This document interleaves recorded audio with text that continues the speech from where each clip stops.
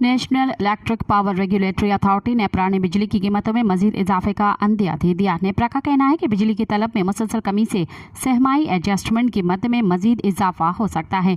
बिजली की तलब में फरवरी तक मजमूई तौर पर 12% कमी आई। नेप्रा ने मजीद बताया कि वजारत तवानाई और CPPA की कमर्शियल बुनियाद पर लोड शेडिंग ख़त्म करने का प्रपोजल जमा करवा दें। बिजली के नरखों में 60% कैपेसिटी पेमेंट्स हैं जो आलमी मयार से बहुत ज़्यादा हैं। नेप्रा ने हिदायत की है कि कानूनी दायरे में रहकर central power purchasing agency CPPA capacity payment को कम करने पर भी काम करे।